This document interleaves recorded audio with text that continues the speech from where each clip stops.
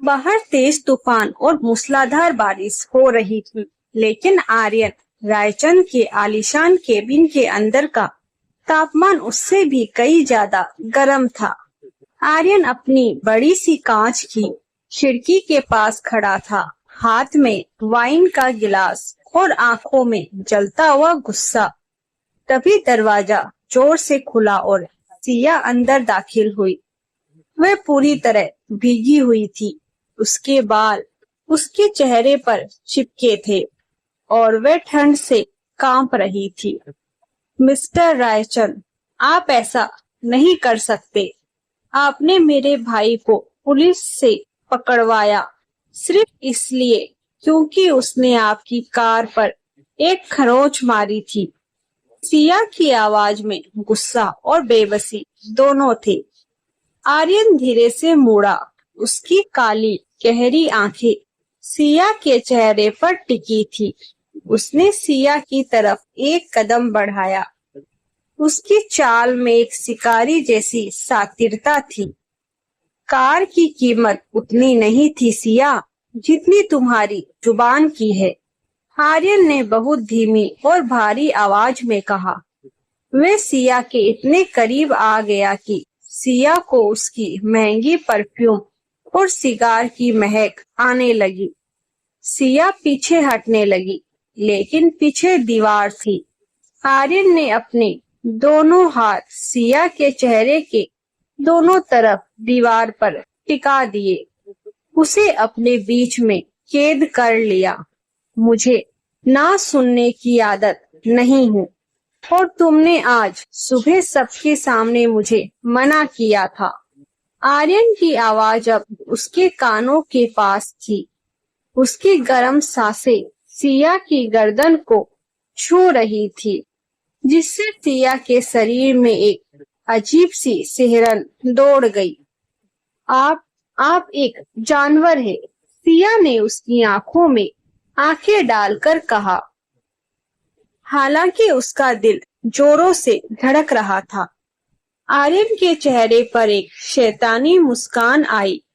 उसने अपना एक हाथ दीवार से हटाया और सिया की भीगी हुई कमर पर रखा। उसे अपनी ओर जोर से खींचते हुए सिया का शरीर आर्यन के सख्त सीने से टकराया। अगर मैं जानवर हूँ तो याद रखना, जानवर अपना शिकार कभी नहीं छोड़ता। आर्यन ने सिया के बालों को मुट्ठी में भरकर उसका चेहरा थोड़ा ऊपर उठाया। अब तुम्हारा भाई तभी छूटेगा जब तुम वो करोगी जो मैं चाहूंगा। सिया की आंखों में आंसू आ गए। क्या चाहते हैं आप? आर्यन की नजरें सिया के गुलाबी होठों पर ठहर गई। उसने झुककर उसके कान के पास आकर कहा, अपनी आजादी और अपने भाई की सलामती की कीमत तुम कल रात मेरे इस केबिन में आकर चुकाओगी, अकेले। उसने सिया को झटके से छोड़ा। अब जा सकती हो, कल रात का इंतजार रहेगा। सिया वहां से कांपते हुए पैरों के साथ बाहर निकली। उसे पता था कि उसने एक ऐसे तूफान को दावत दे दी है जो उसे तबाह कर देगा। अगली रात सन्नाटा और भी गहरा था।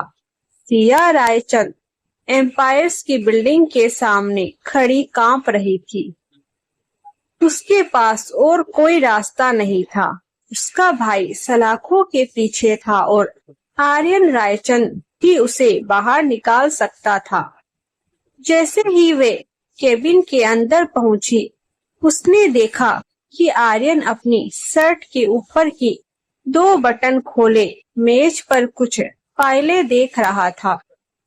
उसे देखते ही आर्यन की आंखों में एक अजीब सी चमक आई, जीत की चमक। वक्त की पाबंदी हो, मुझे अच्छा लगा, आर्यन ने अपनी कुर्सी से उठते हुए कहा। वे धीरे धीरे चलकर सिया के पास आया। सिया ने अपनी नजरें नीची रखी। मैं यहाँ आ गई हूँ। अब मेरे भाई को छोड़ दीजिए। आर्यन ने सिया के चेहरे को अपनी उंगलियों से ऊपर उठाया। इतनी जल्दी क्या है? अभी तो सौदा शुरू हुआ है। उसने सिया को ऊपर से नीचे तक देखा। सिया ने आज एक साधारण सा सूट पहना था, लेकिन उसकी सादगी ही आर्यन के अंदर के जुनून को भड़का रही थी। तुम अगले 3 महीनों तक मेरी पर्सनल सेक्रेटरी बनकर रहोगी। दिन हो या रात, जब मैं बुलाऊं तुम्हें आना होगा। और हाँ, इस दौरान तुम किसी और मर्द से बात तक नहीं करोगी। आर्यन की आवाज में हुकूमत थी। ये कैसी शर्त है? ये नौकरी है या गुलामी? सिया ने हिम्मत जुटाकर पूछा। आर्यन सिया के और करीब आया, इतना करीब कि उनके बीच 1 इंच का भी फासला नहीं था। उसने अपना हाथ सिया की कमर पर रखा और उसे अपनी तरफ खींच लिया।